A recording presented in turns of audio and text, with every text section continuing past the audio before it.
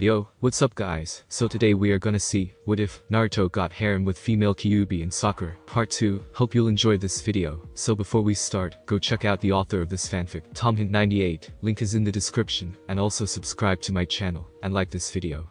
Let's begin the video. Somewhere in Sunagakur, village hidden in the sand. The preparations are complete, Kazakich. We have 5 battalions of Chunin, and 3 battalions of Jonin Ninja all combat ready, and ready to move on your orders. Good. Is the vessel ready? Yes, sir. Shikaku's vessel has been prepared.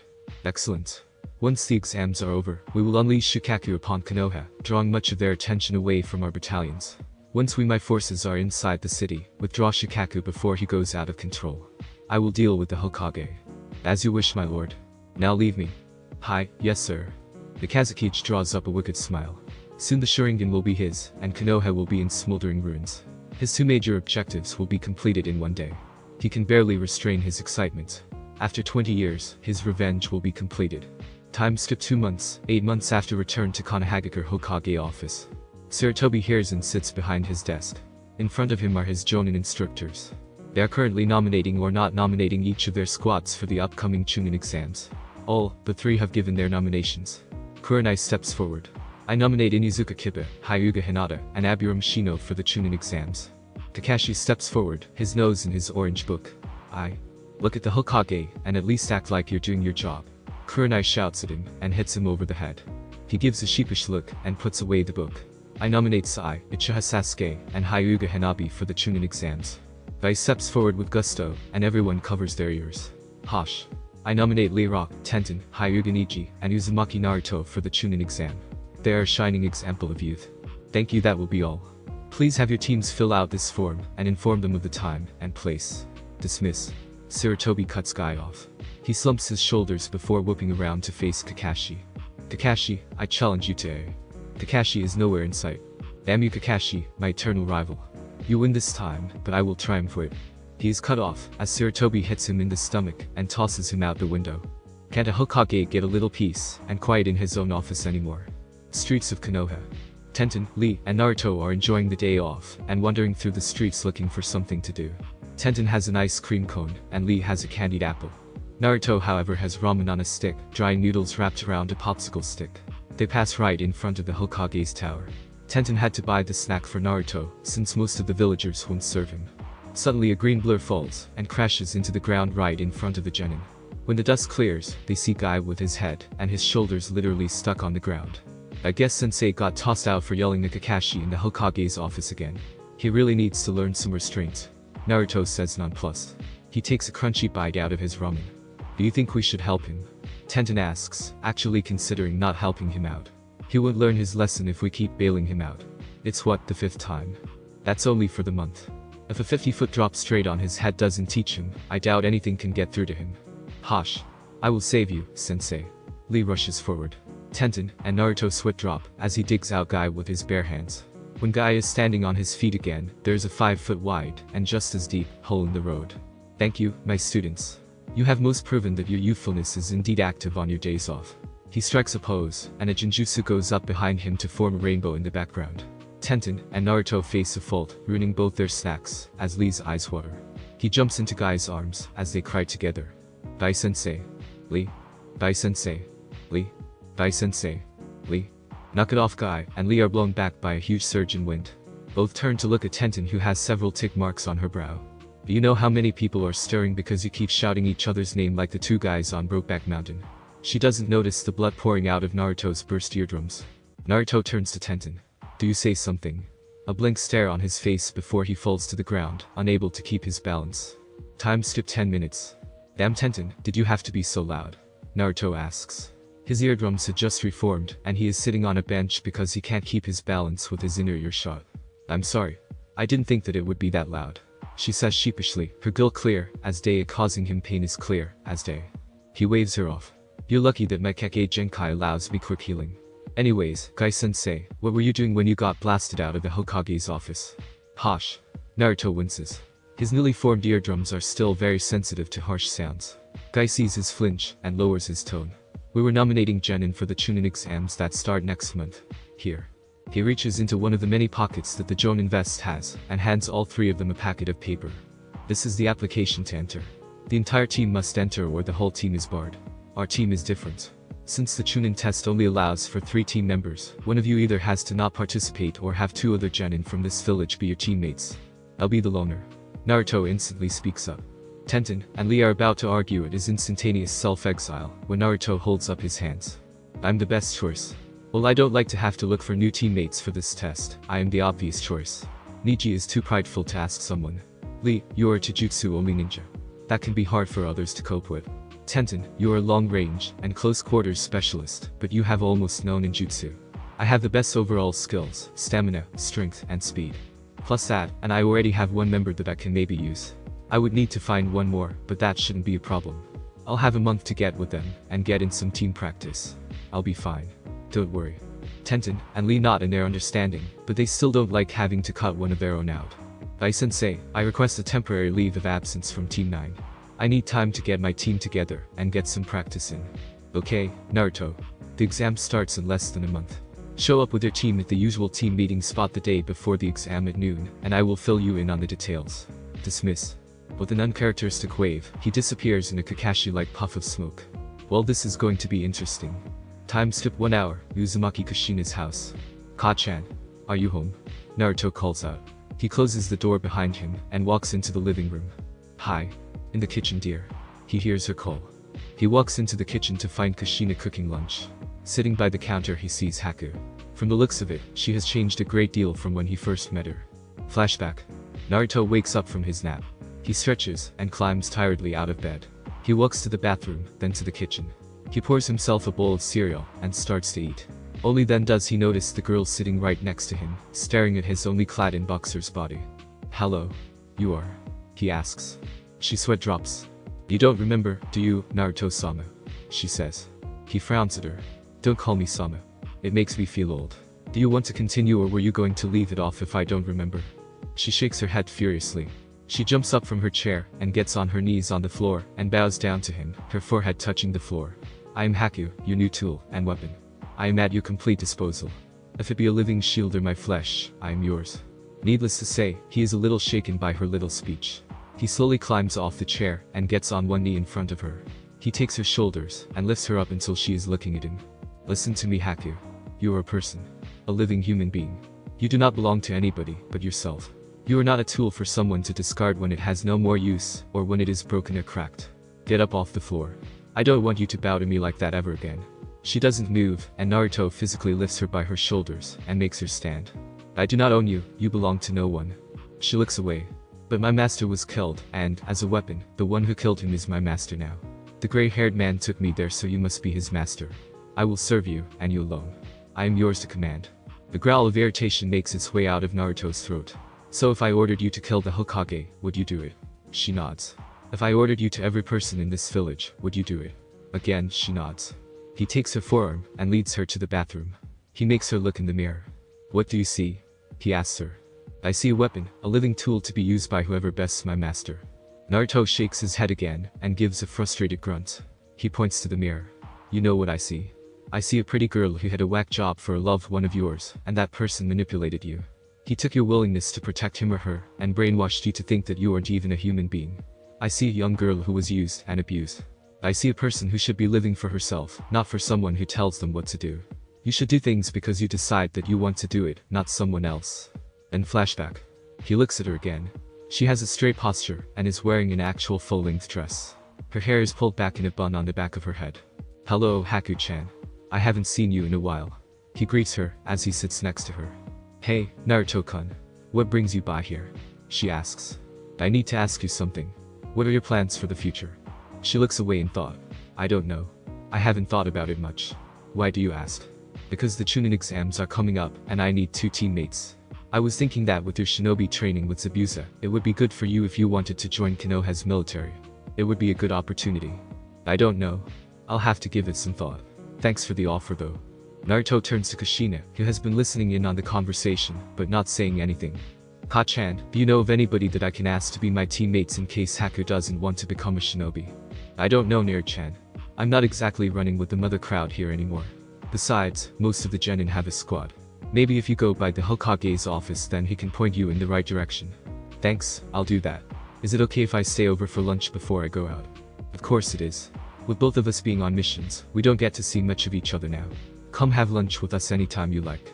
I only said that in the beginning to make you go out and socialize. By the way, what is for lunch? It smells good. But then again, everything you make smells good to me. Time skip 20 minutes. Naruto, come here please. We need to chat. Kushina calls. Naruto had walked away from the counters right after finishing his lunch. Naruto steps into the living room where his mother is currently seated on a couch and joins her. Yeah, Ka-chan. What's up? He has a sinking feeling where this is going. You? She says, the firm tone in her voice suggests a painful experience if he doesn't answer her questions. The feeling in his gut turns cold, confirming the topic. Look, before you get upset over what I did Shai-chan explain why I did it? Kushina shoots him a glare. The reasons behind it don't matter. You went and stole something of his. You know better than the whole Uchiha clan. They steal without permission, and now you have to. I'm happy that you defend me so vigorously, but I can handle myself and my own reputation. I don't want you getting into trouble with the council and making enemies that will hinder you later. What you did was foolish and stupid, and I don't want you to do it again. Not even if you deserved it. I'm not going to sit by and let that arrogant team and get away with it. This way next time if he does so, I will let him know just who the top dog is. No? What will happen to the next person who makes you mad? Are you going to steal their Keki Genkai too? You will be no better than any Uchiha who even activated their Sharingan. You will steal and learn something that you were never meant to have, and it can backfire and kill you. What's worse is that you will be no better than the person who you despise so much for his arrogance. Your kind of thinking only breeds arrogance and an ego. You will begin to think that it is your job to police the world and that you can do no wrong. I will beat it out of you before I let that happen. Now promise me you won't do it again. Naruto hangs his head. I promise. Now come over here and give your Ka-san a hug. He hugs her, and she hugs him back. He lays his head on her shoulder, and she continues to talk. Now that you do possess the Sharingan, you might, as well, learn to use it properly, since it will be useful in tight situations. But you must remember that those eyes are a great source of weakness too. Naruto looks confused. Clans like the Hyuga and Uchiha rely entirely on their eyes. The Sunken relies on the Byakugan to see the chakra points of the human body. They then close up those points with tiny bursts of chakra that disrupts them, and renders the arm useless, since the chakra pathways are very close to the nervous system. What would happen if you took away their ability to see chakra points? Or if their Byakugan wouldn't work? They wouldn't be able to ride effectively, plus their scout and stealth skills rely on the Byakugan to know where guards and patrols are. Plus they can see traps. Exactly. You rely on one sense too much, and it becomes as much of a weakness as a strength. It's the same with an Uchiha. You take away their eyes, and they are almost useless, especially the older and longer they have activated their Sharingan. I can have Kakashi teach you how to use it once you activate it, but promise me you won't use it against that boy you stole it from. He can't know that you have it. It will only serve to push him down the wrong path. Okay. Naruto nods and disengages himself from his mother. I understand, Ka-chan. Anyways, I should go and see if the old man has any ideas about a teammate, but I need to go to my apartment first and get changed and showered. See you later, Ka-chan. Time skip 2 hours, Hokage office. Sarutobi once again feels a familiar chakra signature heading straight for his office. He sighs and places his hands on his paperwork, but to his surprise, the door opened calmly and without an enormous blast of wind. He apparently learned his lesson last time when he had to pick up the sheets of paper. A mop of blonde hair appears in the doorway, and Naruto makes his way to a chair. Ah, Naruto. I see you have surpassed your mother in maturity. What can I do for you? Well, I'm pretty sure you know that I need a couple of teammates to participate in the Chunin exams, so I was wondering if you had any suggestions on who to ask. I already asked Haku if she would help, but I don't know if she wants to be a shinobi, so I need more than one reference. The Hokage is deep in thought. He had expected Naruto to stop by, but he hadn't had any time to divert to thinking about his predicament. Well, most of the genin have already been assigned to a team. You seem to be an enigma. I'm sorry, but I don't have anyone that I can think of. I will look through my files and see if I can find anyone. Thanks, old man. I think I'll leave you to your thoughts. He gets up and walks to the door. With a mischievous smile on his face, he bolts out of the office and slams the door shut, causing a great deal of wind. It sends papers scattering across the floor. The Hokage smiles and sighs. Just when I thought he grew up, he made me rethink that opinion. He really is her son. Konoha Streets. Naruto is walking back to his apartment, his mind wrapped up in the conundrum of the Chunin exams. If he can't get another partner, he can't even enter the test. Things would be better if Haku said yes, but he isn't going to force her. He is so wrapped up in his thoughts that he doesn't even see the stars, and death glares sent his way.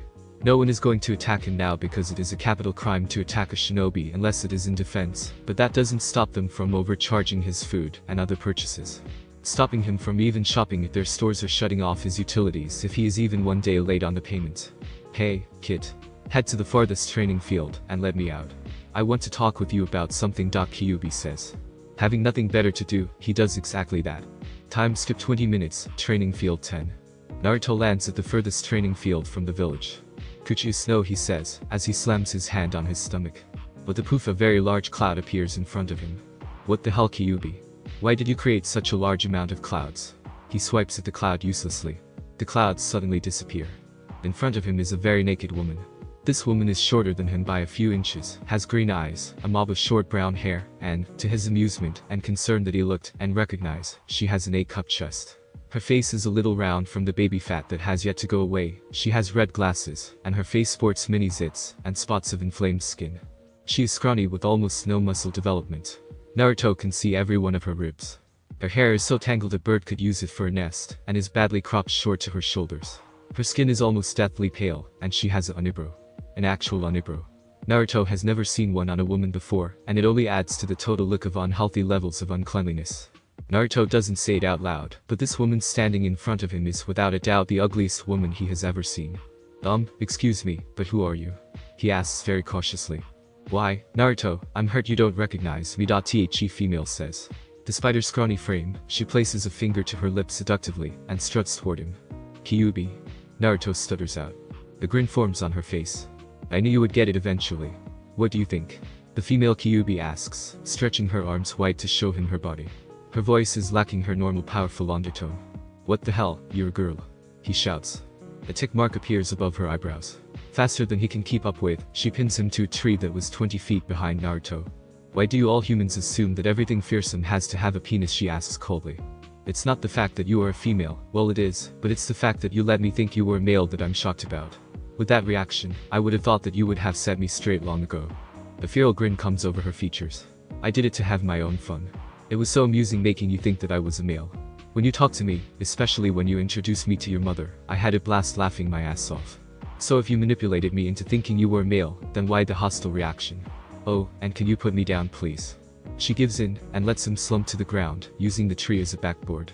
She joins him on the ground in front of him, giving him an unrestricted view. Once again, I did it for my amusement. And I didn't manipulate you, I just let you think that your initial judgment was right. I knew I could get away with it, so I did it, and lo, and behold, one of my plans worked, she says sarcastically. I'm glad I can be of some use to somebody. Kyuubi reaches over, and ruffles his hair. Trust me, you're much more useful than just a toy for my amusement. Naruto looks over at her, which he had been hesitant to, seeing how he doesn't know how she will react to someone staring at her naked body. So if that is what your human form looks like, I wonder what your half-human half-biju form would look like. He muses more to himself than to her. She takes this as a challenge rather than a question. Let me show you something. Kyuubi stands up, and walks a few feet away before turning back to him. Her body begins to shift. Her frame grows longer, lighter. Her chest fills out extensively. From an A-cup to pushing the boundaries between C and D muscles grow in and tone very nicely, making her look like she isn't skeletal. She now stands even with Naruto, if he were standing. Her hair lengthens to her waist, and the tangles and split ends even out to form silky hair. It also turns a deep shade of red. Next, her face contorts. It becomes sharper, firmer, her cheekbones raise themselves and grow broader, and the baby fat disappears. Her skin becomes smooth, gains color, and takes on a pearly gloss, and all traces of any blemishes are gone. Her eyebrows part neatly, leaving two very tamed and shaped eyebrows. Lastly, her eyes switch from green to red. Now standing in front of Naruto is easily the hottest woman he has ever seen. She looks like a woman in her early 20s, and still without a shred of clothing, and the way she is standing leaves nothing to the imagination. The geyser of blood erupts from his nose, and he passes out instantly. He awakens a few minutes later. He feels something warm underneath him, and when he opens his eyes, he stares into a pair of fierce red ones. Her fiery red hair cascading over her shoulders, and softly touching his face.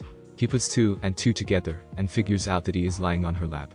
The memories of why he passed out return, and he sits up rather quickly, and backs away about 3 feet, eliciting a smile on the redhead. He turns back to her, and blushes massively at her still naked body, and the fact that he was just lying on her very naked lap. But he keeps his wits, and doesn't pass out again. Welcome back to the land of the living, Naruto, her voice full of power. He does a double take at the sudden change in her voice. What the hell, Kyuubi? I thought you were that ugly other girl. He dodged a bullet. He almost said the tabooed word to women. Ugly. At least it is when referring to the girl you are currently talking to or her close friends. I would have thought you caught on by now. I have the ability to change the dimensions of myself, so I can make myself look like whatever I want. This is the way I perceive myself, as a human. Naruto nods his head in understanding. Most women would kill for that ability, he mumbles. So what did you want to talk to me about before we got distracted? He asks her, wanting to get away from the topic of her body. Kyuubi puts a finger to her lips and pouts, trying to make herself look cute. What, you don't like spending time with me? The real me anyways? Or is me being a hot woman too weird for you? He knows a trap when he sees one, so he counters. With the way you're acting, you would think that you wanted me to see you naked and spend time with you in your very hot, very human form. This time it is Kyuubi's turn to blush. What? I don't like to wear clothes. I was born all natural, I don't know how to spell it, and neither does MS, so why can't I be like this? Don't you like seeing me like this, she taunts him. She strikes a very sexy pose that draws another nosebleed. She is a fox by nature, and, as such, they like to play games with people. This happens to be one of her favorites with kids, and young, and even some old men, like Sarutobi, who don't know how to deal with a hot woman. Naruto sighs. She wants to play this game, fine. He will give her something to play with. Giggity. He takes out a handkerchief and stuffs it up his nose. Shit, he is getting serious. Kyuubi thinks. She smiles, as he is going to play this game with her. It's been too long since someone has played the game well with her, much less win. You know I do, so that's why you turned into such a hot woman. You pose, you taunt, you go without clothes. The only conclusion I can come up with is that you want me to see all you have to offer. And I must say, I like what I see. The blush extends down her chest, making her face almost match her hair. She quickly schools herself, and with her pride on the line, Kyuubi pulls out all the stops. She gets up and parades herself right until she is right in front of him. Suddenly, she sprouts 9 completely red tails, and her pupils become black slits. Her nails elongate, and her canines become much more pronounced. Her chest expands, so now she is closer to a G-cup. She sees the handkerchief and his nose twitch slightly. So she ups the performance. She takes her engorged bosom that is in his face, and starts to massage, and squeeze the massive piece of flesh right in front of his face. The handkerchief rockets out of his nose from the pressure, and he passes out. His skin is very pale, and he is breathing very shallowly. Damn. I think I overdid it, looks like he is a Upai man. For the second time, Naruto wakes on the practice field. He feels a familiar heat underneath his head. He opens his eyes, and his ocean blue meets blazing red ones, again. She cracks a smile at him. Naruto slowly sits up, and faces Kyuubi. This time she is clothed in a blood-red kimono with a white outline of her full 9-tailed form wrapping around the front and back. Her hair is tied up in an intricate bun on the back of her head, and held in by at least 6. She has her tails out, and her fair looks still grace her features, but her upes are back to their normalcy, and 3/4 cup. She only grew them out to mess with him, he deduces. Kyuubi just got hotter, if possible. Naruto almost passes out from looking at the angel in front of him, but he fights it off, and goes with an obvious question to break the tension. When did you get clothes? He asks. Kyuubi shrugs. My body is a lot like your mindscape. I can change almost anything that I want about it. From my appearance to what clothes I am wearing. I cannot change what I am, but I can manipulate what I look like. So that game we played could have been avoided. Do you know how much blood I lost? Naruto asks. Annoyance is clear in his voice. What? I just wanted to have some fun. You played the game well for your first time to openly flirt with a woman. Maybe with some time you can beat me at it. He notices the tails behind her.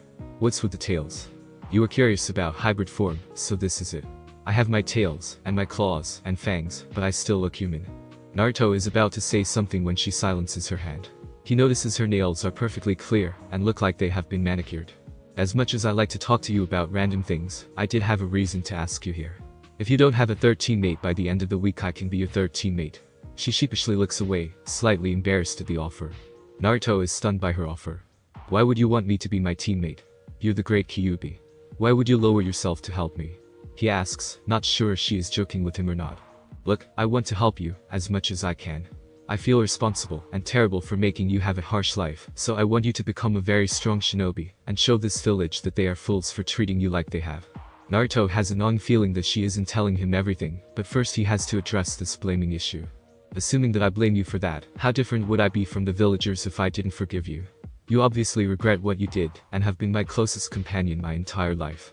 And just so you know, I don't blame you more than I can blame a desk if I stub my toe on it. I could never blame you or be mad at you.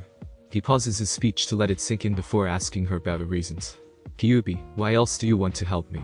I can tell that you are holding something back from me, and I want to know what it is. He ends his little speech as gently as he can. Kyuubi goes rigid. She hadn't expected him to pick up on that. Look, I don't want to talk about it. Just leave it at that. She gets up from the ground and walks a few feet away. When a pair of arms encircles her waist from behind, she gasps. Her body goes from rigid to concrete. I can see that this is very painful for you. I want to help you out. You can tell me anything. From your deepest desires to your darkest secrets to what you ate for lunch. You are my best friend, and I hope that I'm yours. If you say to drop it again I will, but telling me might make you feel better, and maybe it is something I can help you with. He lets go of her, and walks in front of her. I'm all ears anytime you need me. Kyuubi is stunned. No one has ever been this nice to her. She is his best friend. She has never had many friends. Who needs friends when you're an ageless, all-powerful being? Not only that, but he wants to be her best friend. And here he is, trying to be a friend to her, true to his word. A tear sheds from her face. For the first time in a long time, she is wanting to have a friend, for him to be her friend. She is brought out of her thoughts when a finger wipes the tear from her alabaster skin. Crying doesn't suit you, he says with an understanding smile. Thank you for your kind words. I won't forget them, but I'm still not ready. I will tell you when I am, and you will be the first to know, but until then, please drop it. Naruto nods his head. He goes back to the topic at hand. So, also assuming I say yes, how would we go about you being official to even be my teammate? Oh, that part is easy. You tell Sarutobi that I am a friend you met when you were training with your mother, and that I am willing to be your teammate temporarily. Naruto is slightly shocked at the complete 180 in her mood, but he shakes it off. Alright, I give in, but how are we going to explain your chakra? A lot of people felt your chakra 15 years ago, and will know it in an instant. That's easy. How do you think I went about without being captured for centuries? When you live for a long time, you gain an exceptional control over your chakra, and I've learned to completely hide it from humans. The Byakugan won't be a problem because I can put chakra all around my body to keep them from prying. Naruto thinks for a second. But if you're using your chakra as a cloak, then how will you hide it? Kyuubi thinks for a second. I can mimic yours.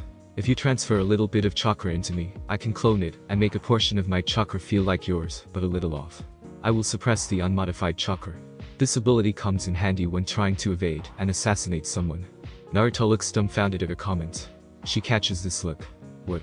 You think that I always went on a massive destructive rampage to destroy something? I enjoy the occasional assassination and watch a city or country fall apart, but rampaging is my favorite. The feel of breaking something, the smell of fear call me, it is intoxicating. Naruto shakes his head. Remind me not to get on your bad side. How are we going to do this? She walks toward him, all business now. There are two spots in which chakra is transferred the easiest. One is on your diaphragm, and the other is over your heart. Sit on the ground with your legs crossed. He does so. After he is sitting, she sits on his lap, her back up against his chest. This position makes him blush bright red. But what he can't see is her blush is almost as bright. You might want to put something in your nose because in order to do the transfer, skin-to-skin contact must be made, meaning that I have to take this kimono off or at least open it up, and with you right behind me, well, I'll leave it to your imagination. Naruto gets a small nosebleed from the imagery, and puts a new handkerchief, and plugs his nose. Once that is done, she opens her kimono. Kyuubi wasn't kidding. With him being right behind her, he has a great view right down her chest, and since she isn't wearing a bra, he can see her pink nipples. He can feel the handkerchief get drenched. After a few seconds though, it clots, and Naruto's brain cools down. Alright, place your right hand just above my stomach, and your left hand over my heart. Is there any other way to do this? Kyuubi nods her head. Yes there is. I can forcefully take the chakra from you, but I won't do that. It might be preferable to this method. Kyuubi shakes her head, making her hair fly everywhere. No. It will kill you. To be able to take someone's chakra, you have to override or overpower the Hosoon chakra. This means that once you start, you don't stop until the body is completely drained of chakra. And what are you complaining about? You actually get to touch something of value without pain. Most men would kill for a chance like this, and I'm giving it to you for free. Naruto rolls his eyes, and mumbles something about perverts. He places his hands on the designated spots. He becomes very aware that his right hand is touching the bottom of her generous suitcase, and his left hand on top of her left upai. He is nervous about being in this intimate position, and his nosebleed continues unabated. Let's hurry and get this done. My handkerchief can only absorb so much blood. Kyuubi giggles, which is weird to him that an all-powerful, centuries-old creature would giggle. It sounds even weirder since the giggles are in her normally power-filled voice. I'm going to draw your chakra into myself. When you start to feel it flow, don't resist. Naruto nods, and almost instantly feels a pull on his chakra. It flows from his chest to his hands, and into her. It is an interesting sensation to say the least. This distracts him from her current state of dress, or undress, for a while. After a few minutes, the flow of chakra tapers off to nothing, and Kyuubi stirs. Naruto instantly takes his hands off of her. She shifts in his lap, leaving her kimono wide open, returning his attention to just how skin is exposed.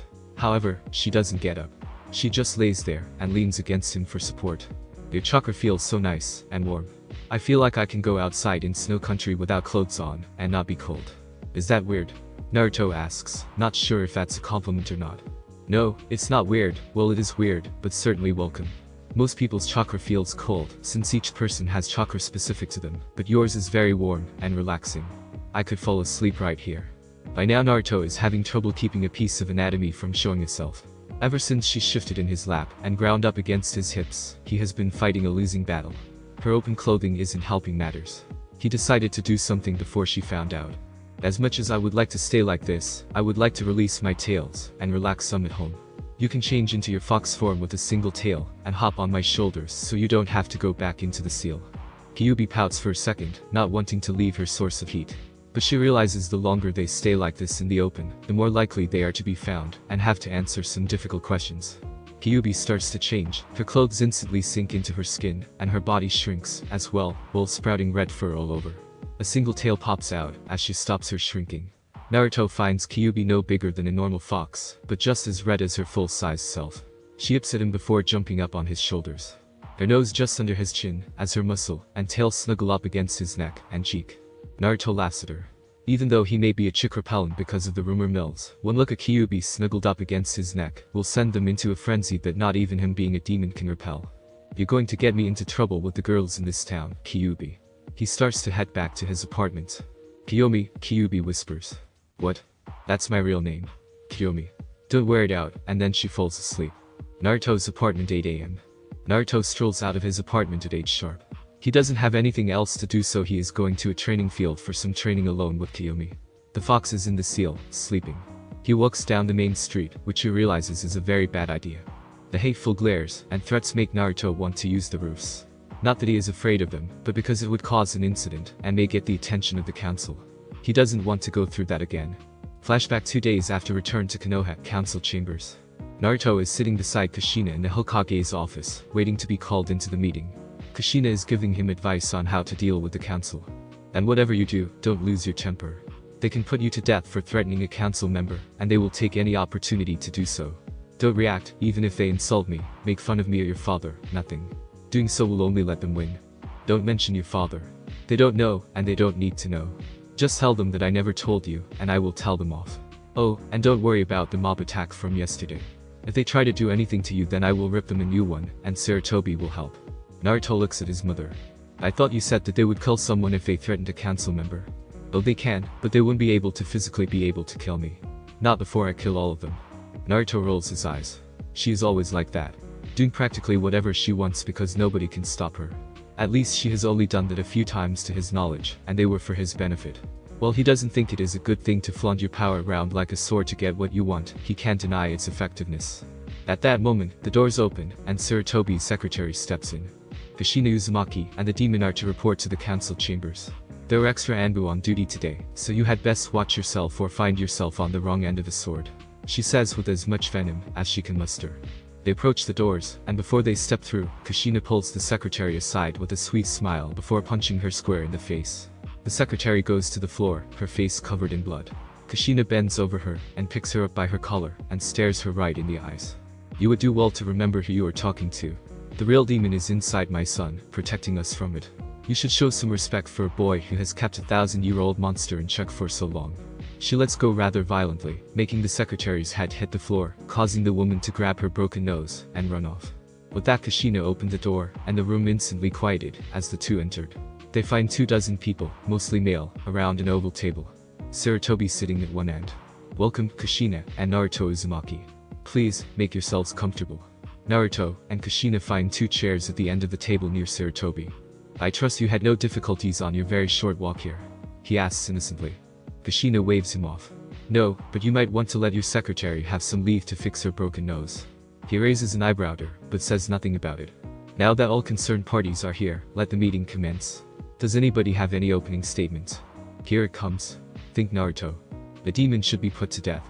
He attacked several citizens yesterday and injured many of them. A civilian councilman says immediately. Sarutobi, I would like to point out that they attacked first, and they should be grateful that they aren't dead since attacking a shinobi is punishable by death. Naruto says matter-of-factly. Since when are you a shinobi? You arrived yesterday, and you must go through the academy to even become a genin. A nameless red shirt in the back says. That is what I am doing. Sarutobi says. I made him a genin yesterday when they arrived at my office. That was the deal that Kushina and I made 10 years ago. Besides, I'm sure he is far more advanced than any genin that was put out this year. The member of the ninja council chuckles. You think that this Gaki is up to a genin level? From the looks of it, he can't even hold out against a first-year academy student. Sarutobi doesn't miss a beat. Are you implying that Kushina, the Red Death of Konoha, is such a poor ninja and teach her that she can't teach her own son to be better than some fresh student who most likely doesn't even know what chakra is? The ninja on the council pale. They all remember quite vividly what she is fully compilable of. Now, if you think that a first-year academy student can beat a ninja 7 years his elder and trained by one of the most powerful kunoichi in the world, go right ahead. The issue here is not if he is any good. The purpose here is to either charge him with assault on 12 villagers or not. If not, then those villagers must be punished accordingly. The council stirs. For my part, here is the official form making one Uzumaki Naruto a shinobi, as of 1400 hours a shinobi of Konoha's ninja force. It is signed, stamped, and processed at 1500 hours. What? That's impossible. No matter how fast you work, there is no way a paper can get processed in an hour. A man with half his face covered says. I beg to differ. It helps when you know everyone that works under you and who owes me a favor. I figured something like this would happen, so I proceeded as fast as I could. Now, Naruto, were you wearing your 88 when you were attacked? He taps the metal at his forehead. Yeah. I almost never take it off. I got it the day before they came after me. He nods. Why don't you tell us what happened from your side? Naruto nods. I was walking back to my apartment after spending most of the day with my new team. They were showing me around since most of my memories of this place are from the perspective of being Chaz. Anyways, I was headed down the main street when a group of people stopped me. They demanded to know where I had gotten my 88 from. They thought I stole it from someone, and when I told them off they got angry and tried to remove it forcibly. Obviously I couldn't let that happen since this belonged to my father, so I defended myself and only went for disabling strikes, despite it being in my full rights to kill them. I have here the reports from the responding Anbu that corroborate that he was indeed wearing his 88 when they responded. Sarutobi says, as he pushes more papers forward. And just who is your father? The man with the cloak asks, his voice showing great interest. He completely ignores most of the story. Naruto shrugs apathetically. Don't know. Ka-chan never told me. I assumed that I was either an unwanted baby, or she didn't love him to feel that I shouldn't know who he was. Nice. Now they think that he is some kind of delinquent, which couldn't be further from the truth. Well, I don't like you even acting like I never loved him or that you weren't wanted. It works for now. Kushina, who is the body's father? The voice comes from the Nara clan head. It's none of your business, she states. I demand to know who this boy's biological father is. This voice comes from a fat ninja sitting next to Shikaku. Kushina doesn't budge. I told you once before. It's none of your business. I will tell Naruto if I feel like it or he asks, but so far he hasn't. Naruto takes the hint. Sorry dad, but this is just for now. I don't want to know or care about that bastard. He obviously doesn't care about us. The only reason I didn't give up my 88 was because it is likely the only one I will have. Naruto says with carefully crafted ease. Then how do you know it is your father's if you don't know or care who he is? Shikaku asked. Because Ka-chan told me. I was reluctant to take anything that the bastard had, but I don't have anything else, so I wear it. The only part of that statement that is true is the first part. This only riled up the council more. They keep on demanding to know who the father is, and she keeps telling them to shove it up their collective asses. Enough, Anbu arrested her. Danzo says. Several Anbu members move toward her from out of the shadows. I advise against such actions, Danzo, is all she says. Oh, I hope he does it. I've always wanted to see her in action. Kyuubi says with a bloodthirsty grin. Anbu, stand down. Sarutobi commands. The Anbu sank back into the shadows. Danzo, you would do well to remember that all the shinobi forces are under my direct command. You and the council can only override my actions in non-military affairs with a 2/3 majority vote. Now if Kushina does not wish to reveal the identity of the father, then she has no obligation to. If we are done with the sidebars, I'm sure these two would like to get out of this stuffy room. Nobody speaks up, but most of the civilian council shift uncomfortably in their plush chairs. Now, if there are no more arguments or evidence, we will decide. All those in favor of charging one Uzumaki Naruto for assaulting citizens of Konoha raise your hand. All but two of the civilian council raise their hands, and Danzo also raises his hand. All those in favor of not charging Uzumaki Naruto, More hand raises. Sarutobi takes account. The current vote is 11-9 with 4 abstaining. Favor goes to not pressing charges. Kushina and Naruto Uzumaki, you may exit the chamber. He and Kushina get up from their chairs, and after a very quick bow, they go around the table to the door. On the way, the last civilian whispers so low that Naruto barely hears it. Smile now while you can, demon. Your time will come, and come quickly. Then flashback. Naruto is knocked out of his thoughts when he almost bumps into someone. Muttering a quick sorry, he attempts to walk around, but finds his path blocked. Naruto raises his head, and looks at a man who is easily 6'5". Where are you going, demon spawn? He spits at Naruto. Naruto sighs. He is tired of dealing with troublesome citizens. Do you want to get out of my way? I would like to get some training in. The man smirks. Naruto notices a crowd around him, encircling him. What is the point of this? They know they can't attack me. They are probably going to try to get you riled up. Word of what Jujutsu has spread pretty quickly, I imagine. Makes sense. So they will try to do this every day. What a drag and waste of time. I agree. Just jump to a roof and get around them. I would also avoid this route from now on. Naruto mentally nods and prepares to jump off. Naruto. He stops and turns toward the voice. He sees Tenten and Neji standing on a roof right across from him. What's going on here? Neji demands. Naruto is slightly shocked to hear an actual emotion out of the white-eyed boy. Oh, nothing. Just catching up with a few friends. Naruto jumps and puts his arm around the giant man who originally blocked his path. The man quickly faints. The demon has attacked. Run for your lives, was the most common phrase shouted through the streets. Tenten and Neji just look on in amazement. The street is cleared in a matter of seconds. What was that about? Tenten asks.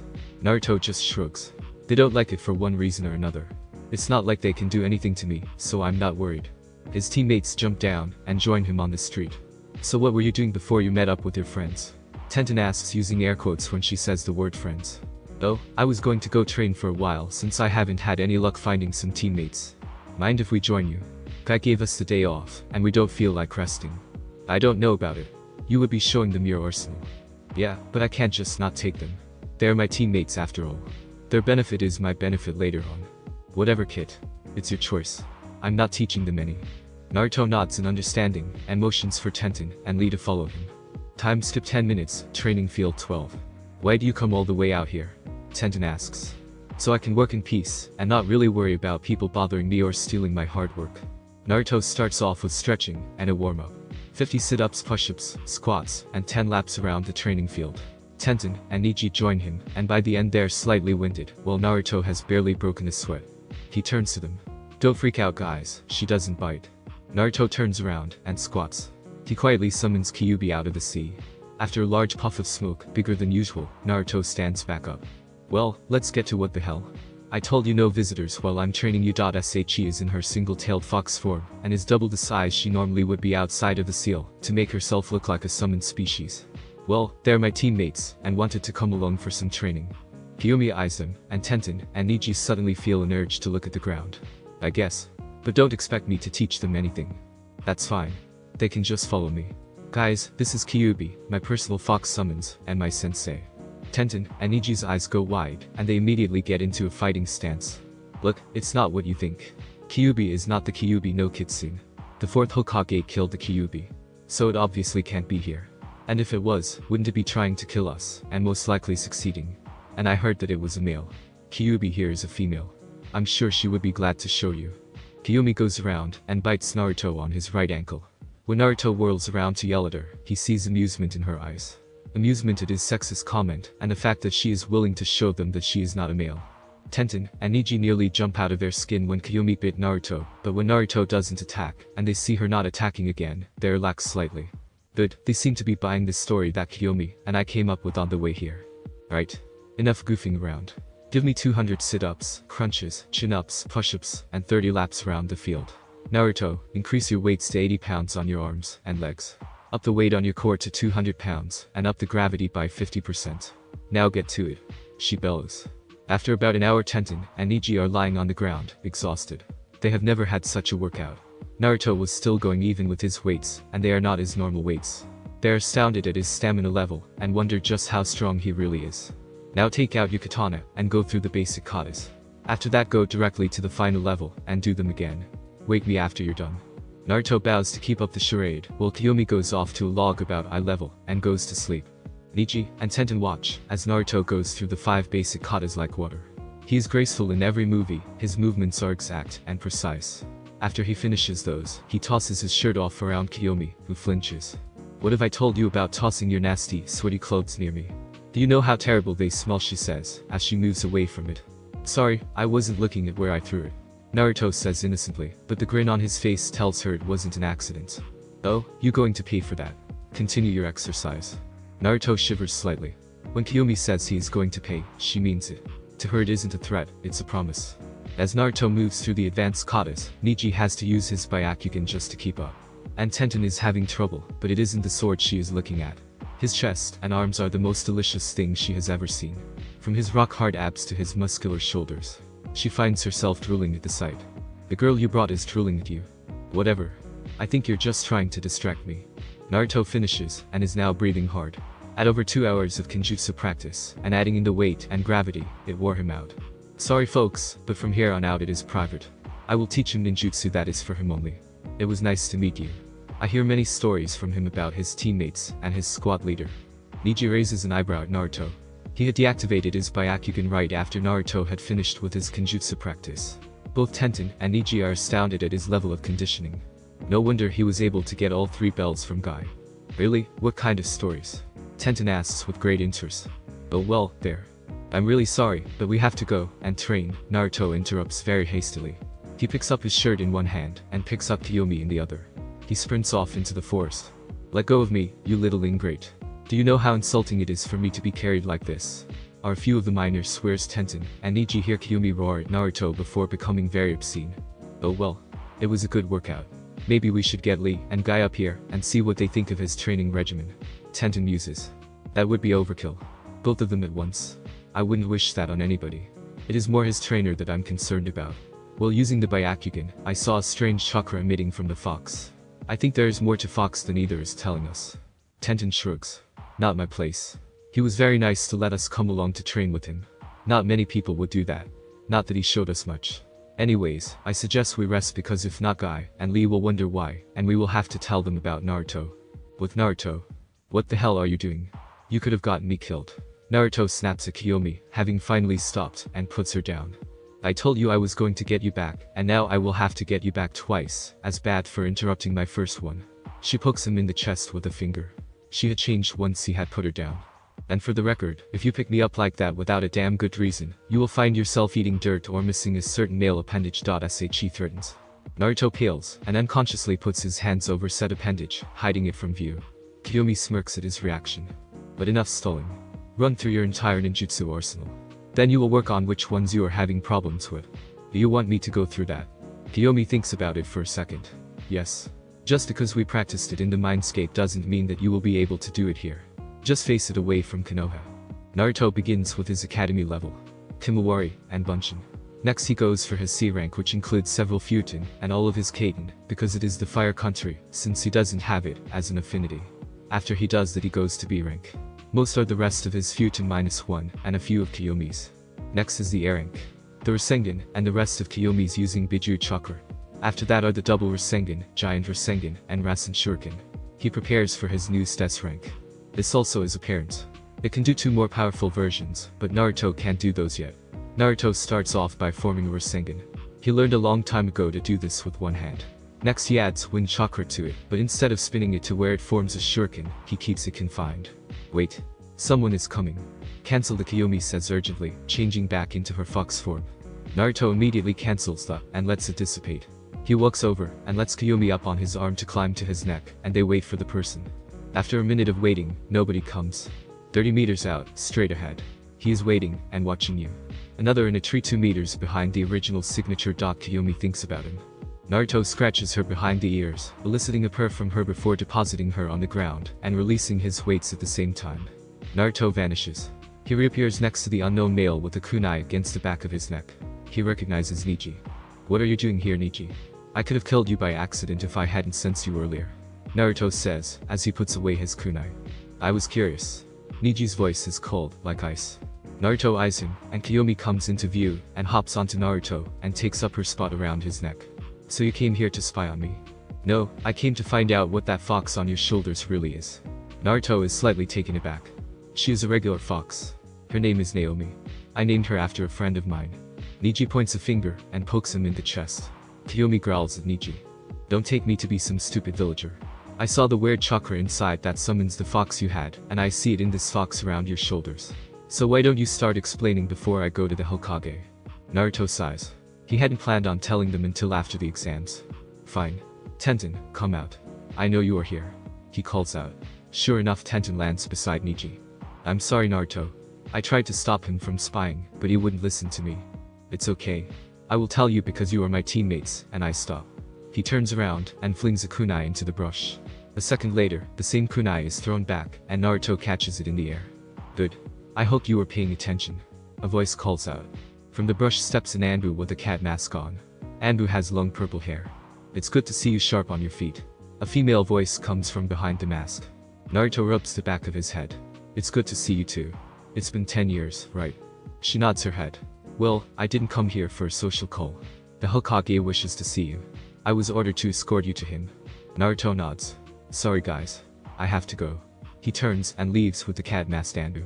They jump off, and once they get to the roofs, they slow. I kinda late back there. I was only supposed to tell you that he wants to see you, not actually escort you, but I heard what you were about to tell them, so I made sure that they couldn't follow. Naruto smiles at her. Thanks Yugao. It means a lot to me.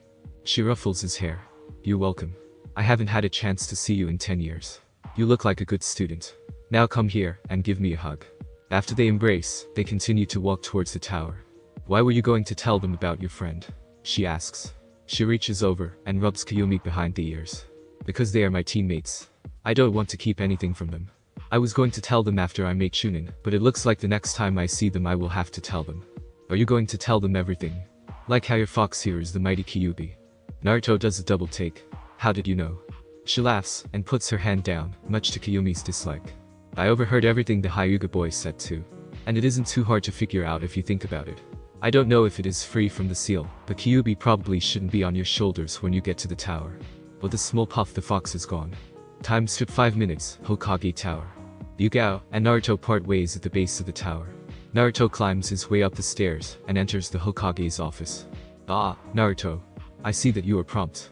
I hope this is the start of a new habit. Naruto shakes his head. Sorry old man. This was a one-time thing. By the way, you have impeccable timing.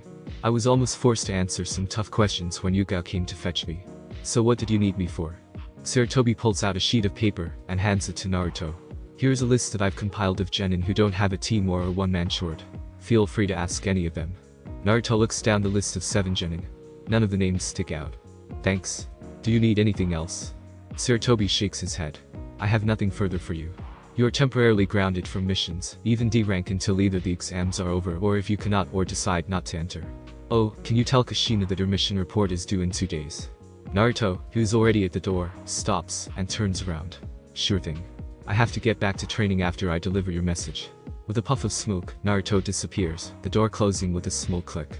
Kushina's house 2 p.m. Naruto opens the door and walks in. He calls out and hears her upstairs. He climbs the stairs and enters her room. He is standing in the room for a few seconds before she exits her bathroom in a towel, as well as her hair. A few red locks fall down from the wrap. He can clearly see her wet shoulders and her shapely legs.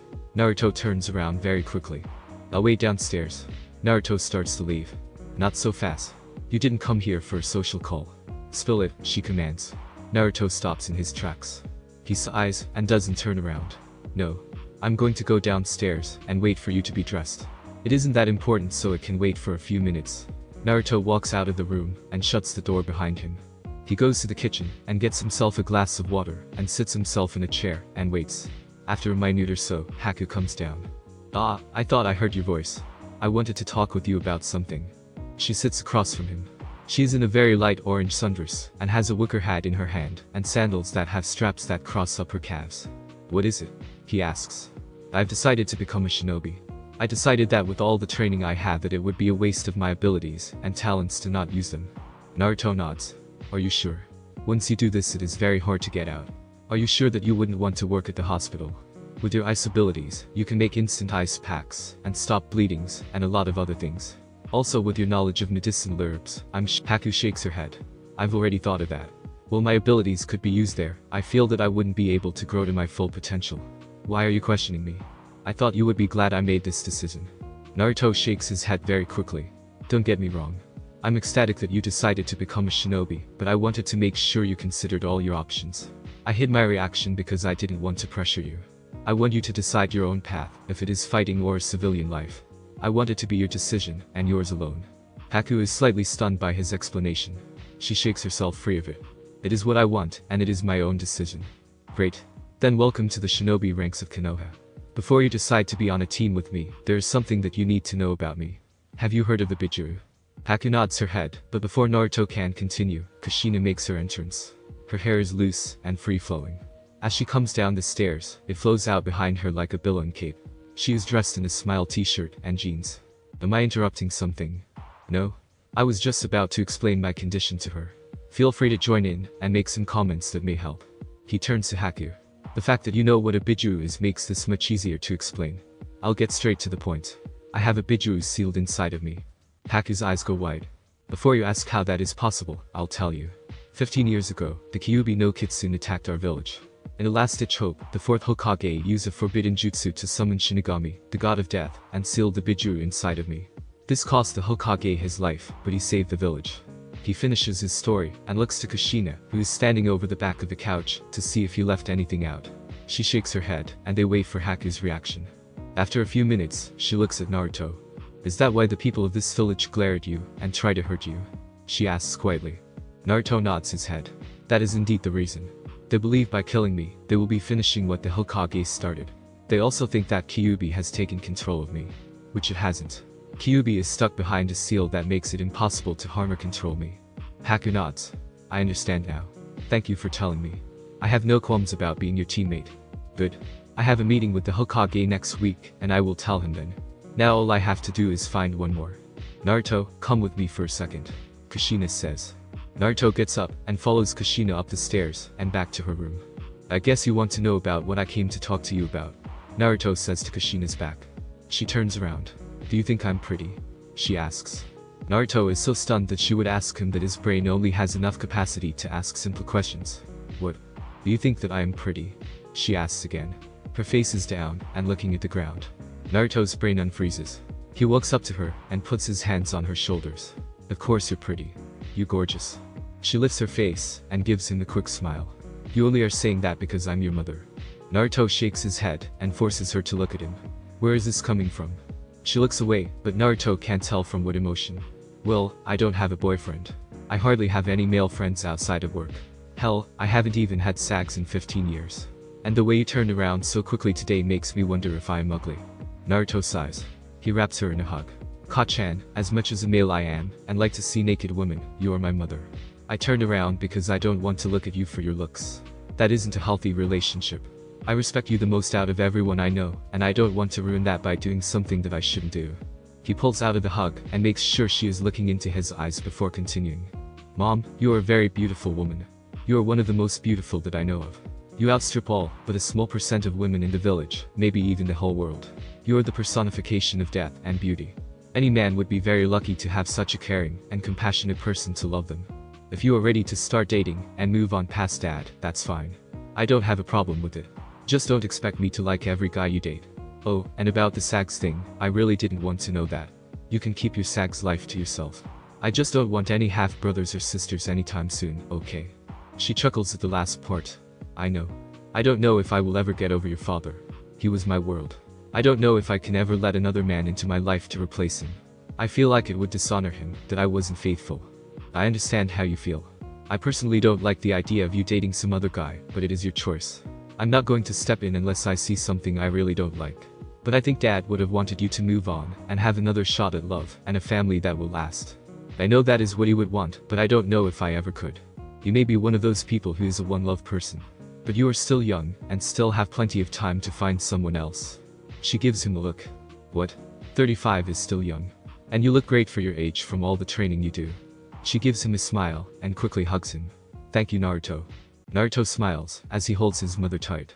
I'm glad I could help. If you have any other questions, don't hesitate to ask me. I'm all ears for you. He lets go. Oh, there's one more question. What did you come over here for? I feel like it was a lifetime ago. The old man wanted me to come over to tell you that your mission report is due in 2 days. Kushina faces folds. After being held up by Naruto, she huffs to herself. Geez. Always a stickler for paperwork and a pain in my ass.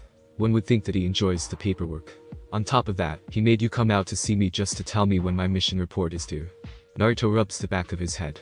Well, it's not like I don't enjoy coming over to see you, and Haku-chan. Just then Naruto hears someone crying.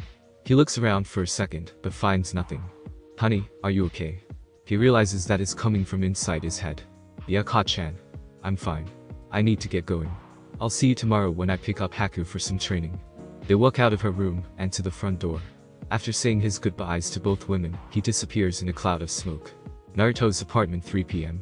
Naruto appears outside and unlocks the door and opens it. After shutting it, he locks it behind him. He takes off most of his clothes, climbs into bed, and falls into his mindscape. As the familiar sower grates him, he takes off running. He only stops when he reaches the cage holding Kyuubi. He looks inside, but he can't see anything, the shadows are too deep. He concentrates, and the bars on the gates grow wider, allowing him access into the cage. He wanders back, and sees Kyuubi slumped on the floor weeping. She is clothed in the same kimono, only her hair is down. He closes his eyes, and concentrates once more, and the scene shifts. They are in a big room. It has a very Victorian feeling to it. It has large windows that are streaming in light, several bookshelves lined with books, and a large desk in a corner. In the middle of the room is a circular table with 4 wood chairs around it. Lastly is the bed. It is a king-size canopy bed. On said bed is Kyuubi. She stops crying, and is looking around the new room. She spots Naruto, and she attempts to hide herself under the covers. Naruto calmly walks over to her, and takes the covers off. He finds her trembling. She recoils violently when he puts a hand on her shoulder to comfort her. This draws a very concerned look from Naruto, but he doesn't touch her. What happened? He asks. His eyes dance over her, looking for any sign of injury. Just go away, she tells him. No, is his reply. Just go away, she bellows. She takes a pillow, and beats him over the face with it, trying to get him to move away, and leave her. He grabs the pillow, and yanks it out of her grasp, and throws it away. She grabs another pillow only for him to yank it away too. This repeats itself until she has no pillows left on the bed. At this point, she breaks down, tears streaming down her face, leaving Naruto bewildered, and very concerned about her. Naruto, not knowing what to do, does the only thing he can think of. He hops on the bed behind her, and pulls her against his chest. She starts to struggle, but he holds on tight. Eventually, she just gives up, and lets the tears run free. Why are you so upset? I don't understand what happened to make you so violent towards me. Just go away. She sobs quietly. No, I won't. Kyuubi, you are my best friend. It tears me apart to see you like this, that you wouldn't trust me enough to tell me what the hell is going on. I don't care if I don't wake up again, but I am not leaving until you tell me what has bothered you so bothered. The tears subside, but she remains quiet. So he just sits there, her in his arms, waiting patiently. He waits for hours, but still she remains quiet. You need to go. It is time for you to get up and train. So that was her plan. Naruto thinks. I already told you. I'm not leaving. I don't care if the rest of the world thinks that I'm in a coma, but I'm not leaving until you tell me. I can train any day, but right now, I think you need to get something off your chest, and I wouldn't be a very good friend if I didn't help. She is silent for a while. What? You need to speak up so I can hear you.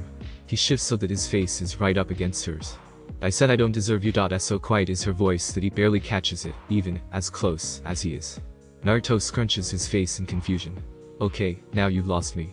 I've done so much to hurt you, and yet you don't place any sort of blame on me when I deserve it. You should hate me.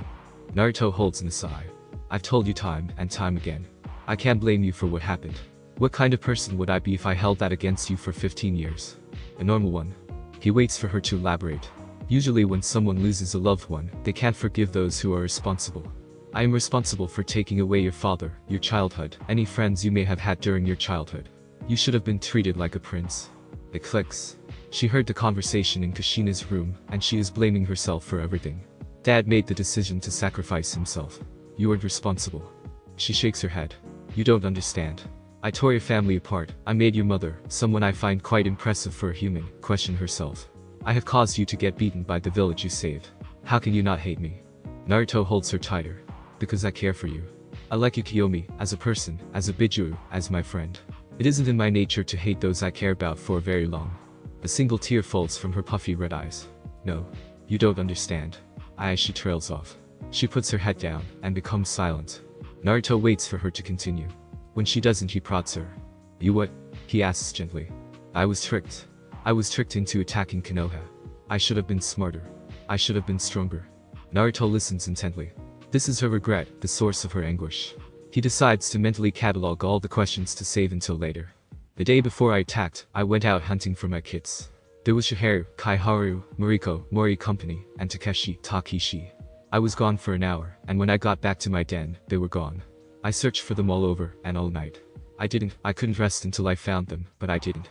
The next day I was approached by a man that smelled of snakes, and another man that has an orange mask. They wore black robes with red clouds. They told me that my kits were taken by Konoha for research, but the two smelled of my kits. I was about to attack them, and force them to tell me where they were, but I had no control over my body. I couldn't move. The man in the orange mask had a Sharingan pointed right at me, and it was spinning. Next thing I knew, I was attacking Konoha. I saw Shinigami, and then I was in the sea. Tears rack her body again.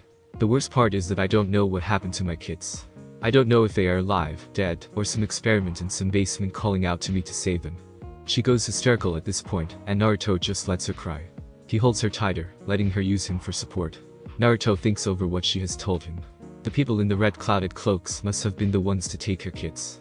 Taking into account the Sharingan, and her blacking out probably means that she was placed under a Jinjutsu, and a powerful one at that. He feels his ire rise, and quickly becomes angry at those people. Kiyomi feels his anger, and thinks that it is directed towards her. She stops crying. Now you understand how this is my fault. I should have been stronger and smarter to put up more of a fight. Naruto's anger doesn't subside. No, this isn't your fault. She turns slightly to look at him. He sees her red eyes, and the surrounding area puffy and swollen. Kiyomi, listen to me. You are not at fault. Those two men are. They obviously watched you for a very long time, and learned your habits. They waited for you to leave, and took your kits. They put you under a very powerful Jinjutsu, and forced you to attack Konoha.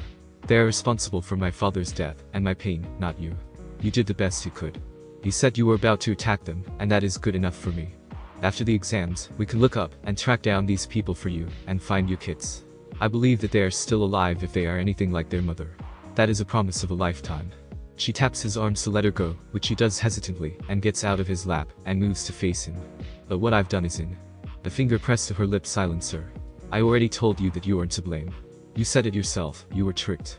You have no fault here, and are blameless. She looks into his oceans of eyes. She sees confidence, anger, and most important, sincerity. A tear leaks out of her eyes, as she launches herself, and tackles him. You don't know what this means to me. She kisses him fully on the lips before she even knows what she is doing. After her emotions calm down, and she realizes what she is doing, she springs off him, and lands a few feet away from him, blushing madly. Naruto's brain is fried. He has never been kissed by a woman like that. Slowly, he comes back to life, and sits up. When he sees Kiyomi, he blushes, remembering the scorching kiss. Thank you. For being my friend, for believing in me, for helping me, for finding my kits, for not leaving me, for not hating me. So many things to thank you for, and I don't even know how to. She won't admit it, but the last one was the one she was most worried about after learning her secret. Naruto gets a bashful grin on his face. I would consider that kiss a pretty good thank you. Kiyomi blushes more at the comment. Now that that is settled, I do have a few questions. She nods. She expected as much. First off, you said you have kits, but you didn't mention anything about a mate. Why is that? She shrugs. Simple. I never had a mate. Naruto is about to open his mouth and ask another question when she holds up a hand to stop him. I already know what you are going to ask. I have had sags, but not a mate. The two are separate. I go into heat randomly. The first time was about 150 years ago, after that was about 10 years after that one. I didn't go into heat again until 50 years ago or so. I haven't gone into heat since. I sought out a compatible male, and had sags, and then left, and raised my kids on my own. Chihiro is the oldest, and my first daughter. Mariko is the second oldest, and my other daughter, and last is Takeshi, my only son. They all have red fur like me. Chihiro had 3 tails with white caps, Mariko had 3 tails with brown caps, and Takeshi had one with a yellow cap. I really hope they are alright. I bet they are laughing, and having a good time, as we speak. So are all foxes born with only 1 tail? She nods. Normally they are. But I was special. I was born with 4 tails already. My mother was very surprised. I was the youngest to ever have 9 tails. So a few years after I got my 9th tail, I challenged the Kyuubi back then, and defeated him, and took the title. So the foxes fight for the title of Kyuubi. Does that mean that someone will attack you? She nods. Our circumstances are a bit special. No Kyuubi has ever been sealed. So I assume that a nine-tailed fox will someday challenge you for the title since you hold me, and you will most likely lose very badly, as very few humans can ever go up against a nine-tailed fox. So the other Biju are like the foxes, and they fight for the titles. Are they limited to the number of tails they can have? They're the same in the fact that they fight for the title, but each differs in how they are born, and how many are born. I believe that the current Shukaku is the last of his kind, so he will stay as Shukaku until he dies or the end of days. As for the last question, they are limited. The foxes will always have the most available tails. Don't ask me why, I don't know why it is like that. Are there any more than 9 tails? That is a complicated question. Technically there is a 10th tail, but only one has reached that level. We called it the Kyuubi. But it was centuries before the first shinobi villages were founded. So it is more like a myth than fact. Most don't believe that it is true. Naruto thinks for a second. So you have a chance to gain another tail. Technically yes, but nobody knows what condition must be met in order to gain that extra tail. The confused look on Naruto's face tells her to elaborate. In order to gain a tail besides the first one for us requires a certain condition to be met. Most of them are to gain an increased amount of chakra and control over it to gain the next one. The last one to gain the 9th tail is different. You have to have complete mastery of your chakra and have defeated 9 tails to gain your 9th. Naruto nods. Thanks for answering my questions, Kyuubi. It helps with the whole Biju picture now. No problem. It is the least I can do. Naruto shakes his head. I don't want you to think that you owe me anything, and you don't. So please don't say things like that. I want you to do something because you want to do it, okay? He gives her a smile. She nods in understanding. She turns around and starts exploring the room.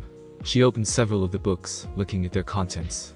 She smiles as she reads one of them, but she puts it back before Naruto asks questions. Said person gets up from the bed and joins her in exploring.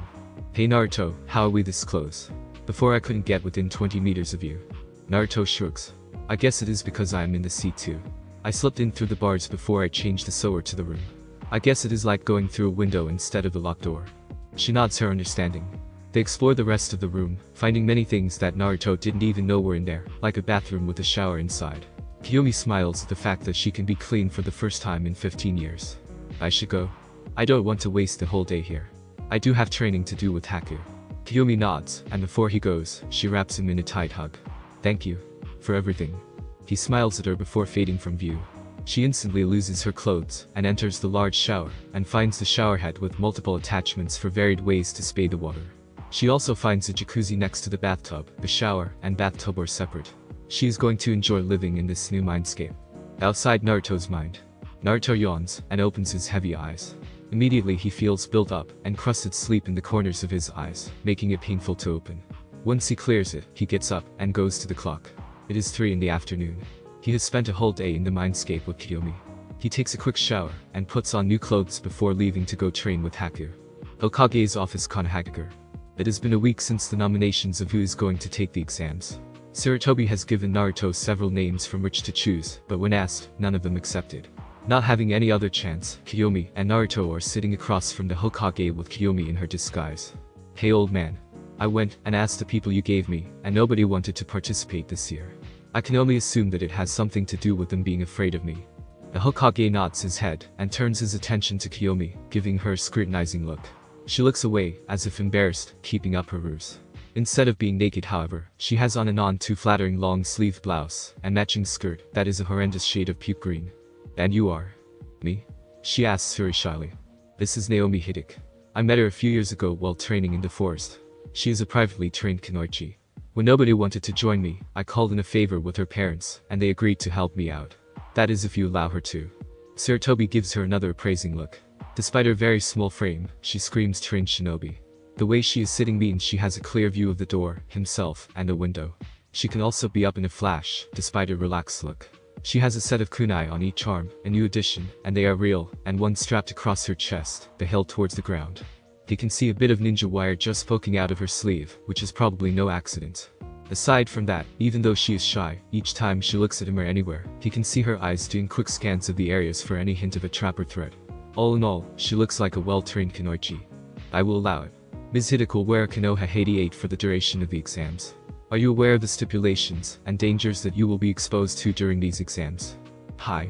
I got permission from my parents before I came here. Also, here is the required form. She hands him a document that is obviously, to Naruto and Kyuubi, falsified. He gives it a quick look before opening up a drawer and stowing it. Has Haku-sen given you an answer yet, Naruto? She has agreed to become a leaf shinobi. She has also agreed to help me in the exams. I think that she will be very helpful in the exams. Sarutobi nods his head. Alright. Exams are in 3 weeks. I suggest that you get in some practice and come up with some combination strategies. Go to the academy with Naomi and Haku tomorrow and give Iruka this. He will give the two of them their 88. Dismissed. He stands and gives Naruto a scroll before ushering them out. For once, Naruto doesn't slam the door shut on his exit. He returns to his dreaded paperwork and, as he raises his pen to sign his name, a very strong wind comes from under the door. Sarutobi growls in severe annoyance as he calls in his new secretary to help him pick up his papers. Time skip 3 weeks, training field 1 Konohagakure. Naruto, Kiyomi, Naomi, and Haku are getting in some last-minute practice. It is the day before the exams, and they are working off stress. Right now it is 2-on-1 against Naruto. They are limiting themselves severely on their fighting.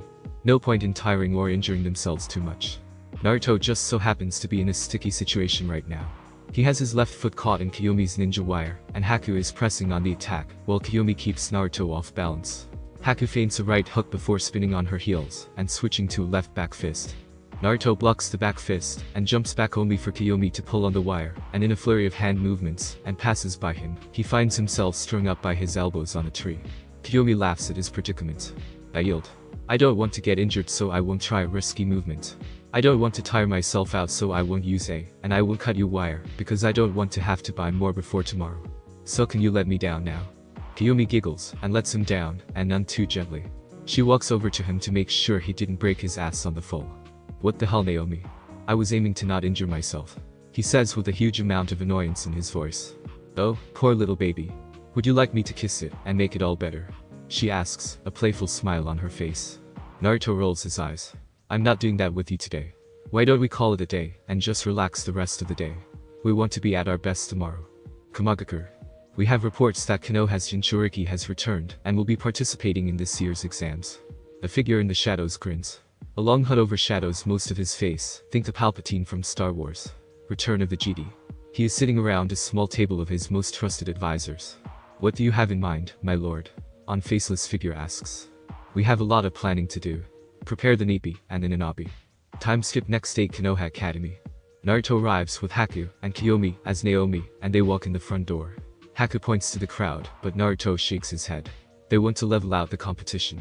They move quickly up to the second level, and past a very large crowd up to the third. I'm sure everyone is tired of the same event over and over again, so I'll save everyone a headache and skip that unimportant scene. They see Guy and Kakashi, and surprisingly Kushina at the end of the hallway. The trio walks up to them. Kakashi is surprisingly the first one to greet them. I just want to say good luck. I wish that you were on my team. I would have loved to teach you. You are making your father proud, he says with a nice smile. Hosh. My students. You will pass this exam with the bright light of your mighty youthfulness. I have absolute confidence in you. Just then they hear the sounds of a fight on the floor below them. Their youthfulness is very low today. They need me to boost it on today of all days and help them pass. I am off. Guy disappears in the green blur. Kushina walks up and hugs first Naruto, then Haku and Kiyomi. I know the three of you will do just fine. Just make sure you don't crush the competition too much. We don't want to scare them away now. I will be waiting to watch you at the preliminaries. Now go show those rookies what it is to be an Uzumaki. She disappears in a puff of smoke, and they enter the next room. The room is filled with shinobi from all elemental villages. They, for the most part, are clumped together by village. The Kiri nin are to their immediate left. Then in the far left corner are the grass nin. Between Kiri and grass are the Odo nin. In the far right corner are the Iwa nin. To Naruto's right are his comrades, the Konoha nin, and in between Konoha and Iwa are the Suna nin. Naruto, Haku, and Kiyomi quickly find a seat in the Konoha section. After a few minutes, a group of Iwa nin approach Naruto. Hey, you. You look just like the Yondaime Hokage. Are you related? The one in front demands. Naruto looks at him so lazily it makes Shikamaru proud before turning back to the conversation between Shino, Shikamaru, and Kiyomi. Hey, don't ignore me. Iwa shouts. When Naruto continues to ignore him, he grabs and makes Naruto pay attention to him. I wouldn't do that. A feminine voice says. The ninja's hands are inches from touching Naruto. He looks to see Naomi looking at him. The Iwa ninja smirks and grabs a handful of Naruto's clothes. Next thing he knows, he is pinned to the ground by several pieces of ice. The room stops talking, and everyone's attention is focused on them. Naruto gets up from his seat and bends over and looks right into Iwa nin's eyes. I heard you for the first time. My teammate warned you not to, but you didn't listen. I suggest you friends, take you back to your corner before you do something you are going to regret. Naruto's voice is so cold and emotionless that it can put out a fire just by proximity. The Iwa ninjas get their comrade up off the floor. He glares at Naruto and walks off, not before saying, "Watch yourself out there. It is a dangerous test. Accidents can be fatal." Naruto doesn't show any sign that he hurt the ninja and resumes his seat. The room breaks out into whispers and chatter, no doubt about what just happened. At Naruto's table, Kiba, Hinata, Shino, Shikamaru, Ino, and Choji all start talking amongst themselves. Naruto catches a bit of the conversation, completely okay with not talking. "Hey, you see those guys over there from Suna? I heard they attacked the Hokage's grandson," Kiba whispers. Naruto slyly turns around to see 3 people with Suna 88 with the Suna brand. He eyes the one with the black rings around his eyes. Naomi also turns around, curious about who had the balls to attack someone so close to the Hokage. She may even go up and congratulate him or her. Once she fully turns around and sees the one that Naruto is staring at, she instantly recognizes the familiar dark shades around his eyes, and she smiles. This should be quite interesting. I may need to pay my old pal a visit. Naruto catches a smile. "What's up?" he asks via their mental link. "Oh, nothing, we just have another Jinchuriki here." The boy with the raccoon eyes holds a chibi no Shikaku. Naruto's eyes go wide, and eyes gar again. Ino's eyes go wide. No way. They could have started a war with that stunt. Shikamaru shakes his head. "I doubt it would have come to war. Suna is our ally.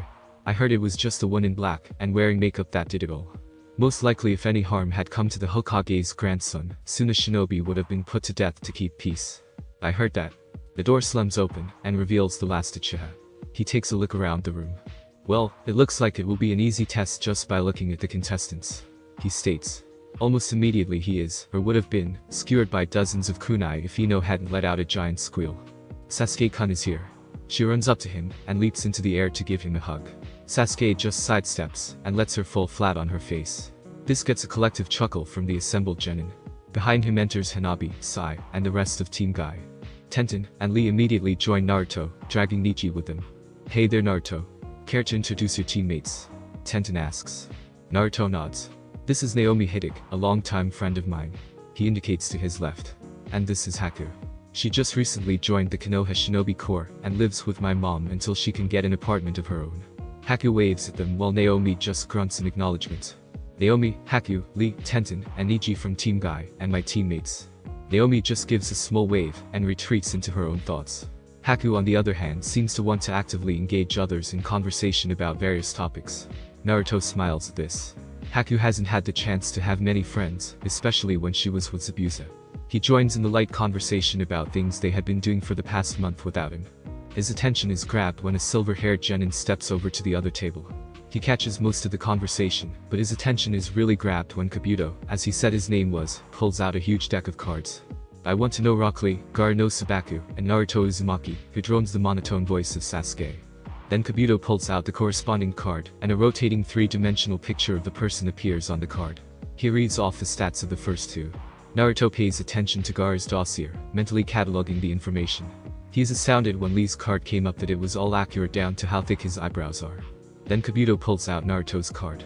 His image comes out of the card. Shit. I can't help him read that card. With how detailed the information on the other cards were, he could reveal my heritage of the Kyuubi. Then those Iwa ninjas wouldn't hesitate to try to kill me. Not like that with Kiyomi sitting right next to me, but I don't want that to happen. All these thoughts go through his head in less than a second. But before Kabuto reads off any information, the kunai comes out and skewers and cards to the wall. They look to see who threw the kunai.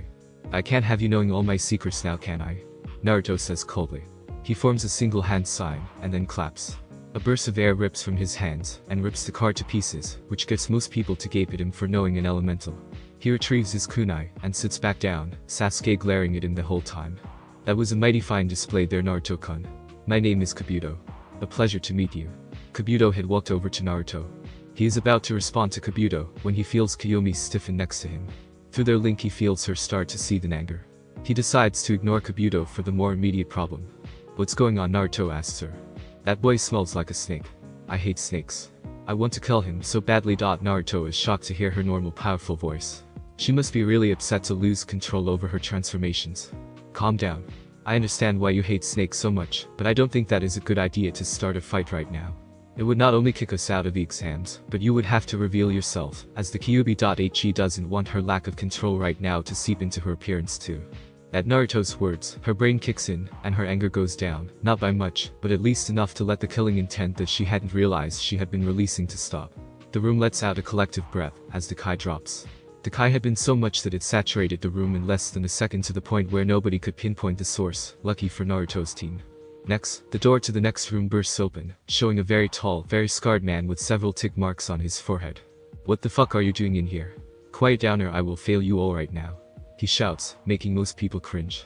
The Kai was so much that most people in the village felt at least some part of it, including the instructors in the next room. "Well, since you seem to be in a hurry to fight, let's get this show on the road. You will all pick one piece of paper from this bucket. On that paper you will find a number that corresponds with a seed number. Now get to it," he shouts. Most people get up immediately and rush the man. Naruto and company merely sit and wait for most of the group to get a number and file into the next room. The man spots Naruto's group as the last ones and inwardly smiles. These guys look like they know what they're doing. Better watch out for them. Once Naruto, Naomi, and Haku have their numbers, they enter the hall, the very tall and pissed man right behind them. Haku and Naruto are sitting next to each other in the back, and Kiyomi is sitting on the far side of the room in the front next to Kiri Ninja. The man goes to the front of the room. "My name is Ibiki Marino, and I will be your examiner.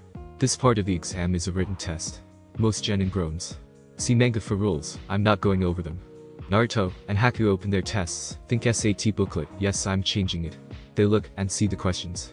Naruto notices something about the paper that shouldn't be there. It has a chakra signature. Sends some chakra to his eyes, and very cautiously activates the Sharingan. Naruto's Sharingan have 2 tones, and are a lighter shade of red than Sasuke's. He has been working with Kakashi a few weeks a month to activate it, and he did about a week ago. He smiles at what he sees. His hypothesis is correct. He deactivates the Sharingan before anybody notices, and speaks very quietly to Haku. There's a Genjutsu on the test. Naruto flares his chakra to about 5%, along with a small Kai. The Genjutsu breaks, and reveals the real questions. Naruto's eyes go wide when he reads the questions. These questions are made for experienced Jonin level ninjas. Next to him, he feels Haku discreetly dispel the Genjutsu too. "What are we going to do? We can't answer these," she whispers. Naruto thinks for a second before mentally slapping himself. They have a Bijuu who has lived several human lifespans on their team. He holds up a finger to tell her to wait a second before he opens the link to Kiyomi. "Hey, I assume that you already dispelled the Genjutsu," he asks. He gets a chuckle of amusement back from her. "Do you even have to ask?" He inwardly smiles. "This is going to be fun. How about a little help with the questions? I assume that you know the answers, seeing how you have lived several human lifetimes. You know what they say, when you assume, it makes an ass out of you and me, but in this case, you are correct, but that isn't the point of the test." Naruto is startled. Not the point. He hears her sigh. "Think back to the rules. What do most institutions do when they catch you cheating? They take your test and fail you immediately. What does that have to do with oh, I get it? He can feel her mental smirk. He slaps himself mentally for not noticing it earlier. "I think we are supposed to cheat to get the answers. Why else would they not immediately fail us for getting caught?" he informs Haku. She nods her head and runs through a few hand signs under the table and whispers something. The temperature in the room drops slightly, and Naruto notices small mirrors forming near the ceiling. He forms a few hand signs of his own under the table and puts a simple Genjutsu over each mirror to hide them from view. 2 thin, but strong pieces of ice form from each corner of the mirror to her fingers, allowing her to rotate them how she wants. "I'll move the mirrors, you write down the answers, then I will copy off of you." "What about Naomi?" "She's fine. She has someone to cheat off of easily enough." Haku looks at him, wondering if they use their mental link to find that out. She knows they have one because they would both just stop interacting with anything and start off into space at the same time after training or when they would hang out. Haku nods and begins to manipulate the mirrors according to Naruto's instructions, as the Genjutsu over them doesn't allow her to see them, just him. Almost immediately they find the Chunin that is taking the test. Naruto smiles and begins to copy down the answers.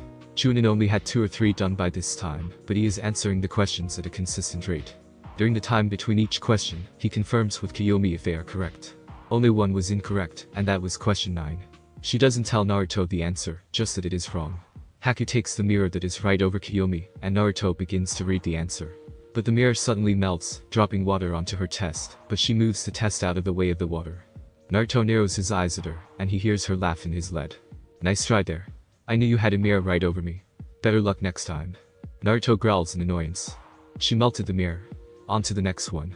Get the one right over Niji or Hinata. They have the Byakugan, so they should already be done. Haku is shocked that she melted the mirror without her noticing. No one had melted one of her demonic ice mirrors before. She numbly goes through his request, and after Naruto confers with Kiyomi, writes down the answer. She shakes herself out of her stupor. Haku quickly writes down all his answers, and releases her mirrors. They each close their booklets, and wait. Next thing they know, 5 kunai are thrown onto various tables in front of people. Whoever just had a kunai thrown in front of them, is to leave the room immediately. You have been caught cheating 5 times, and are now expelled from the exam. The teammates must also leave, as well, says Ibiki. One kunai landed just beside Naruto. The ninja beside him has his eyes wide, then downcast, as the ninja quietly gets up, and walks out of the room, his teammates following, no doubt glaring daggers at him. Naruto feels kind of sorry for the grass ninja. That team is followed by 4 others, half from Kiri, and the other half from Aiba. Then something clicks in Naruto's brain. A random thought so far out in left field, that even he doesn't even know where it came from. Kabuto had very detailed information on people. He wouldn't have those unless he was actively getting information on people. Lee's card was spot on, and Lee has never taken the exam before. That means that he has looked through his file, and I doubt the Hokage would just hand over the files on all the participating shinobi to him. He's a spy, for, I don't know, but he may work for the man who took Kiyumi's kids. Said female feels Naruto's apprehension grows. What's wrong, she asks, her green eyes meet up with his blue. Inside his head, there's a battle raging. He should tell her because she's his friend, but if he does, she might go off right in front of everybody right now, and kill almost everyone in this room, maybe even in the city. He can't let that happen. I'll tell you later. She eyes him. Green turns to red for a second before going back. Naruto gulps. He knows that he is in for it later, but he will gladly take the beating to make sure nobody else gets caught in the crossfire. Alright, you maggots. Pencils down. We will now begin the 10th question. But there are a few more rules for this question. Read manga for rules. What? You can't do that. I know for a fact that there are people here taking the test again. Kibba shouts. Naruto groans in annoyance. He already saw through the question when Ibiki told him the rules, his brain still working from Kiyomi's advice to listen and look for the reason behind the rules. Well, too bad you got me. My test equals my rules. If you don't like it, then get the fuck out. Now those who wish to leave might do so now. 5 people get up, and they force their teammates to also get up and leave as well. Ibiki smirks. Now just 20 teams remain. Is it? That's all that has the guts to take the final question. One that is far harder than the previous questions. Naruto looks around the room. He sees Hinata looking like she is going to raise her hand. I'm not giving in. I'm not going to run away like some scared dog with his tail between his legs. Kibba yells, as he slams his hands down on the desk. Kiyomi rolls her eyes at the mention that the dog is a male, but is pleased that he insulted himself by insinuating that male dogs run away. Damn. I almost got one more team. Well then I have no choice, but to inform you all that you pass. Most look around, bewildered at his statement, but before Kibba can shout out again, the window shatters, as something rolls through it, and lands on the ground. 2 kunai fly from the rolled up thing on the floor, and out stretches a banner while a short purple-haired woman is unrolled from the banner. She hits the ground with one knee on the ground, with her arms out behind her head lowered to the ground. The banner then reads, Dead Sexy and Deadly, Anko Mitarashi, proctor of the 2nd test of the Chunin exams. Anko gets up from the ground, and looks over the room. What the fuck, Ibiki? You must be getting soft since you left so many. Oh well. By the time I'm done with you, less than half of you will go on to the next test. Ibiki mumbles something that sounds like, at least my parents didn't name me after a bean. Anko turns, and sends a glare at Ibiki. He sends one right back. The genin can practically see the sparks fly between the two. As much as I like a good fight between lovers, how about we get on with the exam? Kiyomi teases the two. Anko turns, and sends a kunai straight at Kiyomi's face. Anko had calculated the fact that she would, most likely, lean back to avoid the kunai. She did not, however, calculate that Kiyomi would catch it, and send it right back. Anko barely avoids it, and sends a clearly shocked look at Kiyomi, who just smirks. Every guy in the room, except Naruto, collectively lets out a wolf-collar whistle of amazement. Naruto feels like beating every one of them down into the ground. Kiyomi feels this through the seal, and turns around, and winks at him coyly. Right. Head down to training field 44 for your next test in 1 hour. Maps are on back tables for those who don't know where it is, Anko says dumbly, her brain still in shock over what had just happened. The teams file out of the room, most guys ain't Kiyomi, despite her looks. Said woman meets up with Haku and Naruto, and they head out of the room discussing lunch. Ibiki picks up the tests, and reads some of the answers. He picks up Naruto's test. From the table, it looks like a normal test with all, but the 10th question filled in, but once Ibiki touches it, it changes. All the boxes are empty except the one for the 10th question. I can't trust many people with this. Take this to the Hokage immediately. Kabuto is a spy. I don't know for sure, but he smells very strongly of snakes, and I can only think of one person who would smell like that, besides Anko. Anyways, he has cards that once you feed chakra into them, they reveal information on a person. Very accurate information that isn't 2 weeks old, and he had 50 to 60 of these cards. I don't know what Orochimaru is going to do, but I have a strong bet that he has something to do in the next test. Uzumaki, Naruto. Clean up here. I must see the Hokage. Ibiki orders. In a whirlwind, Ibiki disappears. Time skip 1 hour, training field 44, the Forest of Death. Naruto and company arrived at the field with just minutes to spare. They had eaten at Ichiraku's, and both Naruto and Kyuubi had an enormous amount of ramen. Before the group stands Anko. Alright. My name is Anko Midarashi. I am your protector for this test. Read manga for rules. Same scene minus the kunai thrown at Naruto. Alright. I will call one person from each team. That person will come forward with all 3 signed waivers. That person will then enter the tent and get either a Heaven Scroll or an Earth Scroll and be given a gate number. Remember, once you have both, do not open them. Since I like bending the rules, I will start at the back. Uzumaki Naruto. Naruto steps forward and hands Anko their waivers. Anko points him to the tent. As Naruto passes, Anko smacks him on the ass, and when he turns for an explanation, she just winks at him. He grumbles and goes into the tent. He receives a Heaven Scroll and quickly puts into his empty storage seal to hide it from those who can look through walls. He walks and signals for Kiyomi and Haku to follow him. They go to gate 9 and await for the gate to open. Naruto situates himself on the ground when he feels something digging into his ass. He feels around inside the pocket and feels a piece of wadded up paper. Not remembering when he put it there, he takes it out and unravels it. Thank you for the heads up. I will have Anbu and other Jonin patrolling the area around the forest and in the canopies. Good luck. Pearson. What have you got there, Naruto? Haku asks. Deciding not to lie, but not telling them everything, he tosses the paper into the air and destroys it with a small wind. The Hokage wished me good luck. That is why Anko slapped me in the ass. Kiyomi, while not showing it outwardly, knows he isn't telling the whole truth. Why else would he have destroyed the message? Clearly Naruto doesn't want the 2 women to read it. She decides to call him out on it. What else was in that message that you aren't telling us? Crap. She noticed. Well, no point in putting my life in danger. I might as well tell her the truth, but only once we get into the forest. I'll tell you inside the forest. We will excuse ourselves so we can talk. Trust me on this. My way is so you won't get in trouble. She glares at him, but having no way to convince him, she leaves it alone for now. She doesn't like it when Naruto hides things from her. After being completely honest and opening up with Naruto, she feels slightly hurt. They wait 10 more minutes in silence before the gates slowly swing open and the 3 enter the forest. Once inside, Naruto asks Haku for a second alone with Naomi. Not really understanding why, she just shrugs and decides to do some scouting. Once she leaves, Kiyomi grabs Naruto's throat and squeezes slightly. You will tell me now. She commands. Alright. I was planning on telling you. I wanted to do it here because once we start, anything you do is legal. It came to me like a bolt of lightning. Kabuto is a spy. He has carefully collected and accurate information on people. Plus he smells like a snake. Put 2 and 2 together, and what do you get? Kiyomi's eyes go white instantly. Anger and rage release from her like a geyser. Her eyes become red slits, and her features become feral. Fearing for her well-being, Naruto throws his arms around her and hugs her to him. It has the effect he wants. She stops emitting Kai, and her features return to normal. I completely understand if you want to kill him, but you must do it carefully. The note said that Anbu and Jonin are patrolling the forest because Orochimaru might be here. You can't let them see you with your chakra or your features out, or they will attack you too. She stares at him, not used to this level of thoughtfulness and concern for her well-being. She looks Naruto square in the eyes. I will kill the son of a bitch. I don't care if the whole world sees me. In fact, it would probably be better if the whole world saw it and feared me enough to leave me alone. I will have my revenge, and I will find out what happened to my kids. Naruto nods. That's fine. You should go off and find Kabuto, since we don't know for sure if Orochimaru is here or not. Get some answers and do what you want with him. Haku and I will grab an Earth Scroll and wait for you at the tower. Just keep in mind that others may be watching, okay? Kiyomi nods, and in a flash, she's gone. Naruto sighs. Happy hunting. Naruto jumps into a tree and goes after Haku. It proves to be not that hard of a task. He finds her a few hundred yards away, looking at a one-sided fight between Sana and a group of Kiri ninjas.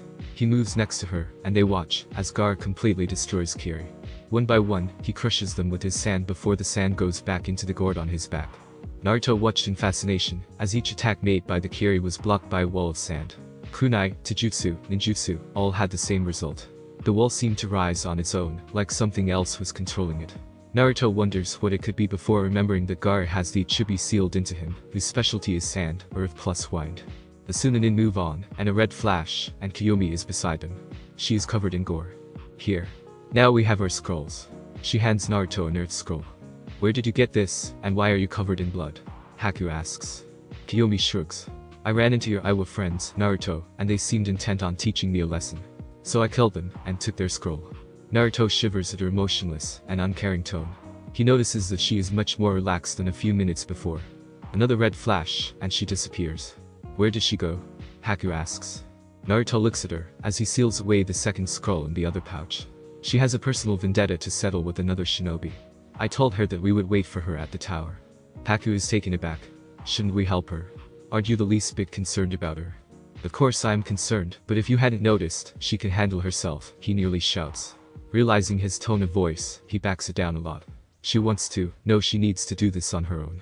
A long time ago, she lost something very precious to her, and now one of the people who are responsible has a representative here, so she is going to pay him a little visit. Haku looks at him. Are you going to elaborate or just leave off with that very cryptic answer? Naruto shakes his head. It isn't my story to tell. I just got her a few weeks ago to tell me, and I have known her for most of my life. Haku takes in this new information. He talks, as if she is older than him, I mean like at least 10 years older. I wonder what it could be. Come on. I don't want to stay here and get caught by another team. Naruto and Haku take off towards the tower before a team can set up a trap. Time skip 6 hours, tower and training field 44. Naruto and Haku relax on the tower. They have been there for 4 hours already, and seen 2 teams already pass. Apparently you have to open both scrolls at the same time, here in the tower to pass. A red flash, and Kyuubi appear in front of them. She is covered head to foot in dry, and new blood, and has a very wicked smile on her face. Shall we finish this? She asks. Naruto and Haku get up, and Naruto gets the scrolls from his pouch. Handing one to Haku, they both open them at the same time. Before them, Kakashi materializes. He takes a look around to make sure that all 3 are there. His eyes fall on Kyuubi, and just how much blood she has on her. Kakashi has to suppress the urge to throw up. Congratulations on passing the second test. If you look on the wall. We got it already, Shai-chan. Haku and I have been here for hours, and we heard what the other instructors said, so you can pass on that. Kakashi gives a nod. You may rest until the next round. There are rooms for each of you. The forest is now off limits. If you leave the tower before the next test, you will be disqualified. Any questions? He gets none. Good, then off you go. Oh, and Naruto, you were right. He was here. Enko was nearly killed by him. Kyuubi's eyes go wide. Where's that son of a bitch? Kyuubi growls more than asks. Kakashi shrugs. He got away. Despite having Anbu all over the place, he slipped through our fingers. I doubt he is here anymore. Naruto pokes Kyuubi's arm, feeling her anger roll off her. There will be another time. You need a shower, and new clothes. She eyes Kakashi once more before nodding, and the 3 of them walk into the tower, as Kakashi disappears. Thanks for watching my video, and make sure to check out the author of this fanfic. Link is in the description. See you next time. Till then, sayonara.